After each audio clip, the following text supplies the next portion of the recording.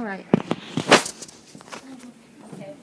My name is Rozo-Morales, and my topic was the effect of parents' preferred food choices on the socialization of children's eating habits. So the purpose of this study is it's mostly concerning parents that don't have the best eating habits per se, or just eat the same old refrigerated food. In addition, this study will allow us to see different cultures influence their children's eating habits as well. This will allow us to make positive changes in a child's life, and if you are still continue to do that positive change, to continue on doing it. And then my major research question was, how does the preferred food choices of parents affect the socialization of children's eating habits? So my sub-questions were, why do children follow the same eating patterns as their parents? Do parents that are from other countries influence their child's eating habits more because they want to bring upon their culture to their children? Would kids be eating healthier if their parents were eating healthier as well? So my hypothesis was that children would be influenced by their parents' preferred food choices. So the significance of this study is to allow scientists to see why children follow their parents' eating habits and customs when it comes to eating.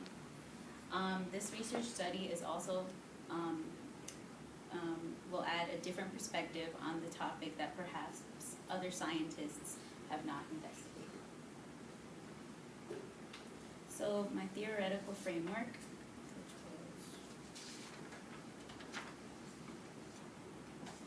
was Bandura's theory, is related to the social cognitive therapy, which is the author mentions. It's the principle of the reciprocal determinism, proposed that behavior, the environment, and personal factors interact in the constant reciprocal relationships. So this revolves around the concept of children's relationship with their parents and how they influence their eating habits. And the study is revolved around the types of groups of children from different cultures and how parents give these kids their ideas from their culture and how they use it in the school environment in the cafeteria. So the literature review went over several topics. It went over obesity and eating habits, which I researched, and also the economic factors in food choices. So I talked about how some parents are able to go to Whole Foods and are able to buy more organic foods, but they're much more expensive than what you could go at Walmart or where you could go to Shoppers, for example. And then I did media influence on food choices, and then I found a lot of things on that. So I found interesting things that some companies, they use they paint on the food to make it look more appealing towards the audience. So if you see an image of McDonald's, it's not actually a hamburger. Which was surprising to me. So you see they paint on it, or they put fire torch it or something. And then the last one was the environmental influence of eating disorders. So it talks about how parents cause children to have eating disorders from stressful situations. So they might be maybe putting too much pressure on the child, or the child might feel neglected. So they result into having binge eating disorder, or they will end up becoming bulimic.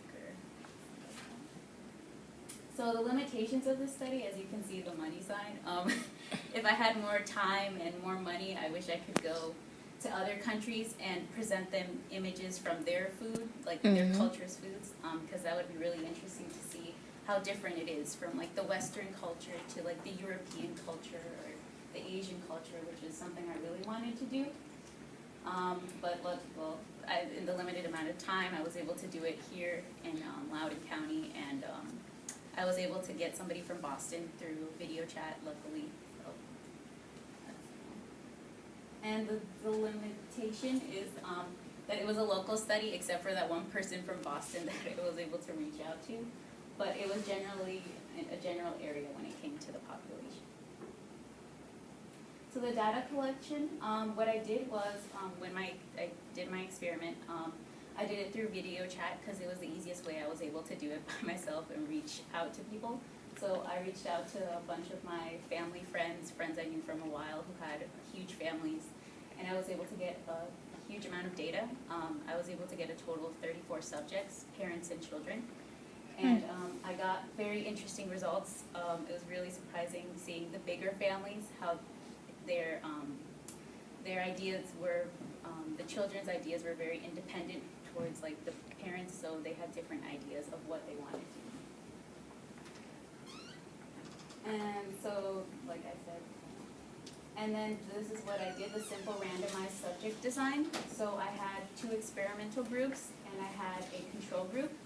So the first experimental group was the children, and they received the images of 3 types of food, which I'll show you later, which was like a fast food option. There was also a home-cooked meal that was a much healthier option. And then there was the kids' cuisine, which had like the kids' like cartoons and stuff like that in front of it. And then the next one was the parents group, and they also received the same images. I didn't want to change the images, so they still got the kids' cuisine images, even if they didn't want it, but I still put it there. And then the control group, they didn't receive any images. I just gave them a description of what the image was. So I talked to them and let them know, like, oh, there's a burger and there's fries and there's like this and the color is this. So I would just give them a description of it, and then they would give me their response.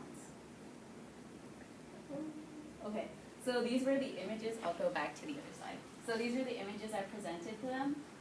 The bottom one is the home-cooked meal, which is the healthy option. The one on the right is the fast food option, and then the one on the left is the kids' cuisine option. One of the children that I interviewed, she was 4. The first word was when she saw it, ooh, it's so pretty. And that's what the one she chose.